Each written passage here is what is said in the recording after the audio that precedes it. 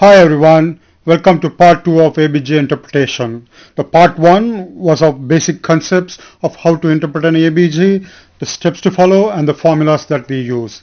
Part 2 would be one of many where we would be looking at ABG examples and try to solve them based on our approach.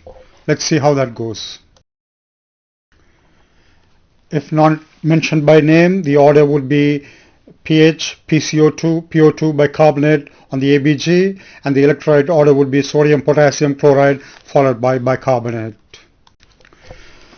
The ABG gives us a framework as to what's going on physiologically with the patient. Based on those values, it's for us to work out at the bedside what's happening with the patient clinically. For example, a mixed disorder patient who has a metabolic acidosis and a respiratory alkalosis as identified by the ABG, it's for us to work out which happened first and which followed, or maybe everything happened at the same time, but that's for us to interpret in the clinical context. Alright, having said all that, now let's go try and interpret some ABGs. Please remember, clinical context is king. Alright, the first scenario describes an acute abdomen, okay, the acute situation. So the pH is low, bicarb is low, and the PCO2 is low. But we use the PCO2 and the pH. So pH is low, the PCO2 is low, so I think it's an acidotic process contributed by a metabolic component.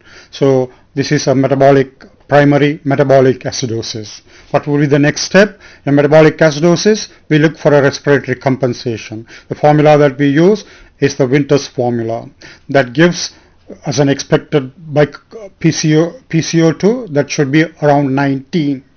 But we have a PCO2 here around 12, so which tells us there's an additional respiratory alkalotic primary. So with the first patient, we've already identified we've got a dual disorder here. We've got a metabolic acidosis and a primary respiratory alkalotic process. What would be your next step? Alright, we worked out that our patient's got a metabolic acidosis, and the immediate next step was to identify a respiratory compensation by using the Winter's formula, which we did, and we found out that our patient has a primary respiratory alkalosis as well. So our patient at the moment has got a dual disorder. So the next step for a patient who's got metabolic acidosis is to estimate the anion gap. Now everybody does have an anion gap. As to why that is, what that is, and what is a urinary anion gap, I would talk about that another day in detail. But for now, we try and estimate what this patient's anion gap and whether that falls within the normal range or whether that's exaggerated. Alright, so we do that by using the formula which I've shown here. So that's sodium minus chloride plus bicarbonate, which gives us an anion gap of 29, the normal being 12. So that's way high. So we say that this patient's got a high anion gap metabolic acidosis. Alright, so if for any patient and only for patients who got HAGMA, we try and work out what is called a delta-delta ratio. Alright, if the patient had a normal range anion gap, then we don't go through this step. For them, we need to do what is known as a urinary anion gap assessment, which I would discuss on another day. So now this patient's got HAGMA. So the next step is to do a delta-delta ratio. Why do we do that? We do that to see whether this patient's got an additional metabolic component ongoing, whether that is a normal anion gap metabolic acidosis or maybe a metabolic alkalosis. To work out that, we do a delta-delta ratio. What's a delta-delta ratio? I've explained that in detail in the previous video.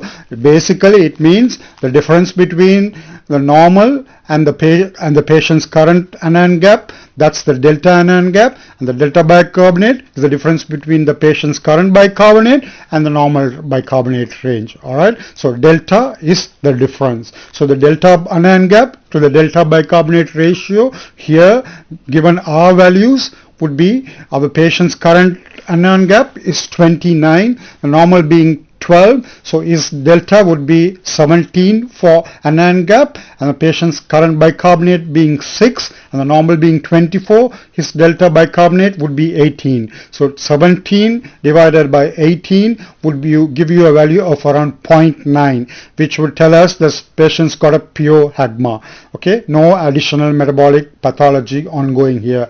How did we work that? You have to go back to the previous video and look at all the values which I've given in a slide and very clearly explain. So our patient now has got a primary high anion gap metabolic acidosis and a respiratory alkalosis and no other additional metabolic disorders. So our patient's got a dual pathology. Okay, in your first ABG interpretation you work that out. Okay, and I've also told you there are other methods to work out as equivalent to the delta ratio. You could use other methods to find out additional metabolic pathologies that are ongoing. One is the sodium minus chloride plus 36, and the other one is delta anion gap plus bicarbonate. Okay, I've explained that as well. Let's have a look. Alright, in my previous video, the same slide, I'd actually made a small error. Instead of only HAGMA, I've mentioned if NAGMA, so that needs to be corrected. If you have a look at that, kindly read it as only if HAGMA. So in metabolic acidosis, you've looked at the Ventus formula. Now you've done the anion gap, you identified a high anion gap metabolic acidosis, and only if there is an HAGMA you go to the next step and do the delta ratio, which you've done. Okay, so the delta ratio values I've actually explained previously, but essentially it is between 0.8 to 2 says a pure HAGMA. Anything more than 2 would give us an additional metabolic alkalosis, and anything less than 0.8 gives us an idea about a normal anion gap metabolic acidosis present in addition to the already identified HAGMA. Okay, that's in terms of delta ratio, and there are other formulas that I'd mentioned, so I've just shown you the other formulas. Okay, one is the sodium minus chloride plus 36, and I've given you the values to interpret, and the other one is delta anion gap plus bicarbonate, and I've given the values to interpret as well. Alright, now using the delta ratio, we've shown that this patient's got a pure HAGMA. I've shown here using the other formulas as well that this patient only has a pure HAGMA. That's pretty consistent. Alright, now in everyday practice, do I use all three formulas? Actually yes, because sometimes one is actually a borderline and I'm not pretty sure, but based on the clinical context I actually use the other formulas, and if everything is falling into one bracket and if it is consistent, then I go with that. Alright, that's how I use. Yeah, so I've explained how we arrived at the answer for the first ABG scenario. Alright, have a look if you want to. Alright, looking at the next one, it's actually a multiple choice question from an examination. Here the pH is on the lower side, PCO2 is on the higher side, so the patient's got an acute respiratory acidosis. Alright, why acute? Because they've actually mentioned that scenario, but if they have not mentioned, can you work it out whether it's an acute or chronic? Actually yes, and I'll show that in a moment, but here patient's got an acute respiratory acidosis, so what's the next step? Your next step is to work out the compensation. So that for every 10 rise in PCO2, you expect the bicarb to rise by 1. Here the delta PCO2 is 20, so you expect the bicarb to have gone up by 2, and the bicarb here is 26, which is appropriate. So you've got a diagnosis of an acute respiratory acidosis adequately compensated. But also do note that the patient's got hypoxia, and we could work out the AA gradient. That's an examination question as well, which I'm happy to discuss on another day. Okay, so now once that you worked out that the patient's got an acute respiratory acidosis and the compensation is adequate. I had previously asked whether it's not mentioned whether it's an acute or chronic. Can you work it out? Yes. Okay, let's show the acute first because it's mentioned as an acute scenario here. So for the acute, you got the formula of multiplying the delta PCO2 by 0.008. Okay, so 0.008 into delta PCO2, which is 20 here. So 20 into 8, and then you move the decimals, you get 0.16. Okay, so you expect the PCH to have changed from 7.4 by 0.16, that is to 7.24. Here the pH is actually 7.25, which has changed by 0.15, which is not too far away, which is perfectly acceptable and confirms acute respiratory acidosis. Now moving on to the next one, which is actually another examination multiple choice question. So sometimes in the exams they don't give you all the values. You'll have to work out with what's available. Here the question is asking you what the diagnosis is. So they are expecting from the responses, you understand that you got to work out the Anion GAP, which is 28, and you know that this is a HAGMA.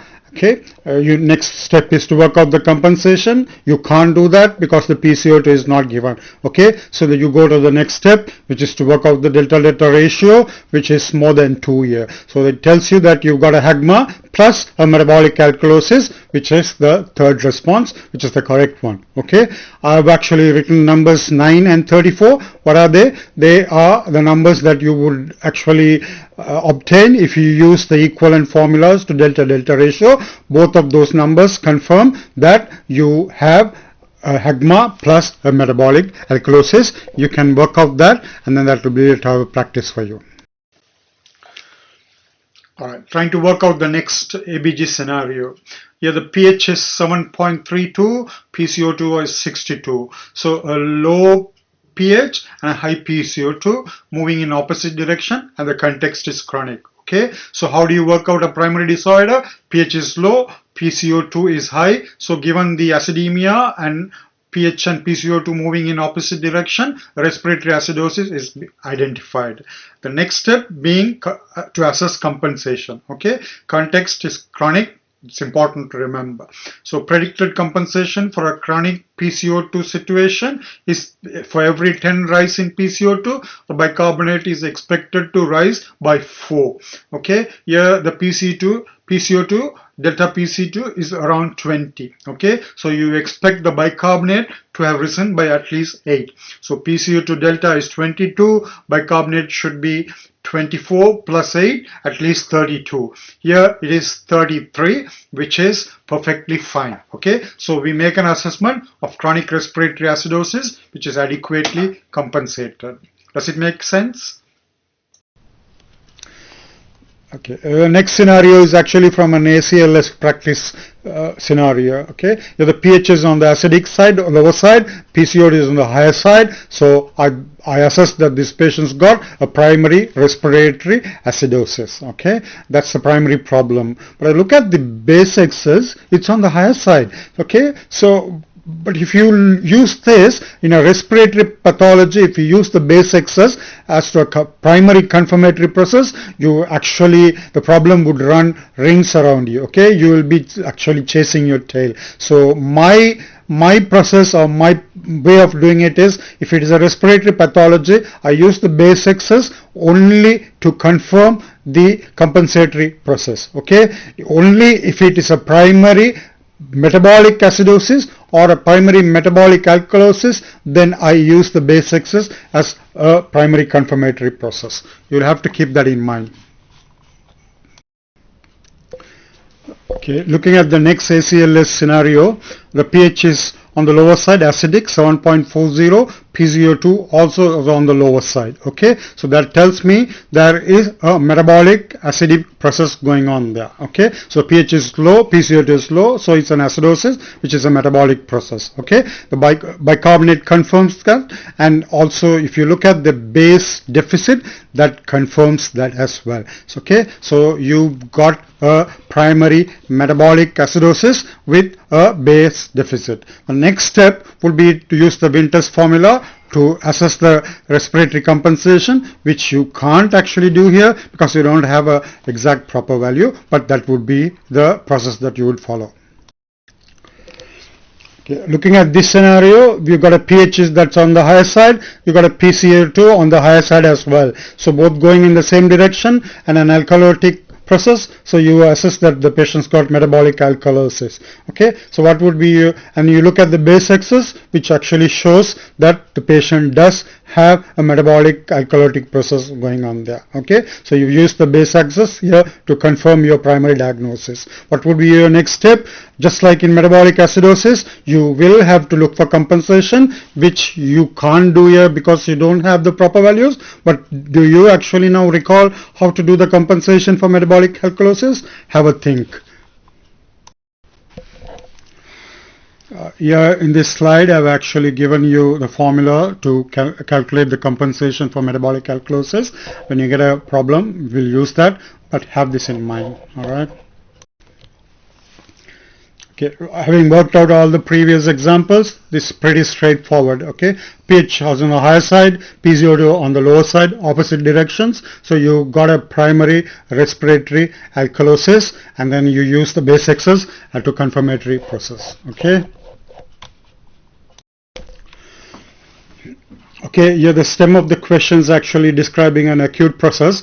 If you look at the ABG values, it actually shows the pH on the lower side, PCO2 on the higher side, so opposite directions. It gives me an idea that this patient's got a respiratory acidosis. Okay, but straight away you look at the compensation for this degree of PCO2, there is no compensation.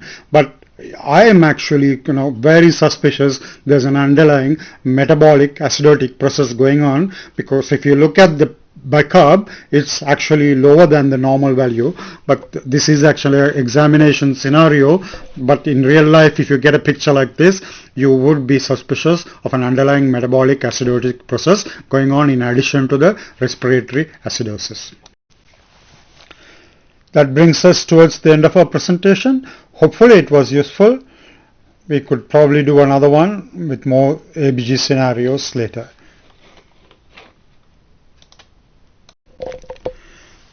Thank you very much, everyone. See you next time with more ABG scenarios.